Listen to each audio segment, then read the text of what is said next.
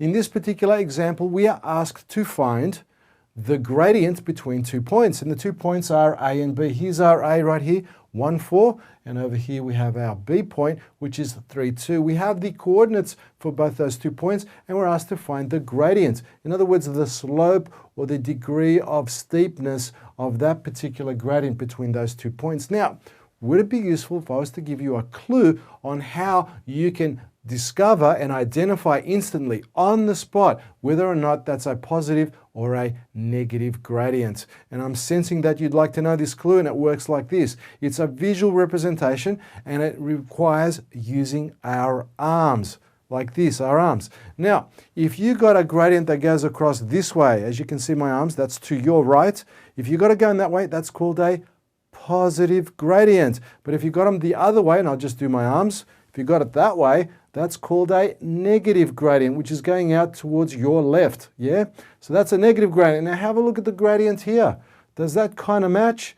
Yes, it does match. They're both going negative. So we know this is going to be a negative gradient because we can identify it and spot it right now just by looking at it visually. So we're looking at a negative gradient. Now we're going to do it both ways, as I said earlier, visually and also algebraically. But first of all, let's check out this visual and confirm the axes and coordinates that it is in fact negative just by counting the rise over the run. Now the rise is up this way and the run is across this way horizontally. So let's inspect it now and check out whether or not it is in fact a negative gradient. So first of all, let's do the rise. So let's count the coordinates. So it starts off this coordinate here, coordinate B, goes up from there, goes up how many units? Let's count them.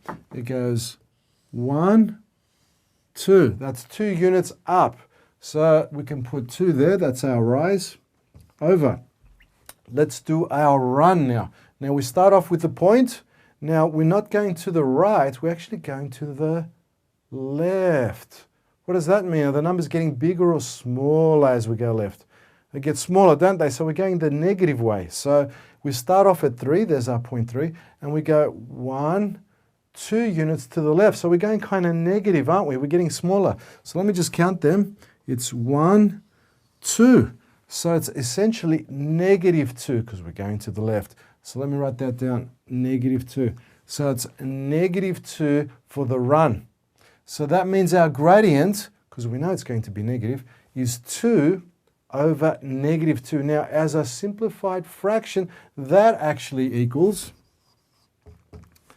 2 on negative 2, positive over negative.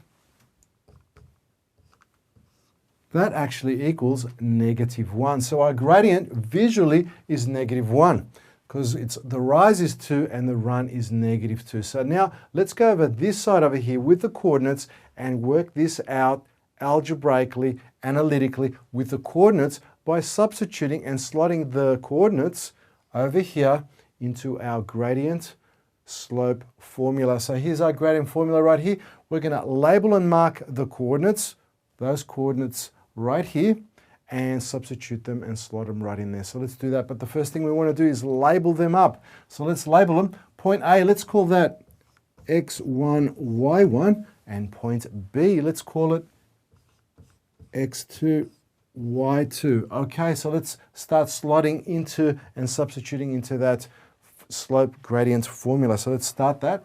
So the first thing we're asked for is y2. Now y2, looking over here, is actually 2 right there. So let's put that in there. So that's 2 minus, we're looking at y1. Let's look for y1. There it is there. It's 4, right? y1, 4. So it's minus 4 all over. Let's look over here on the gradient formula. We have x2. Let's find x2. It is right over. There we go. x2.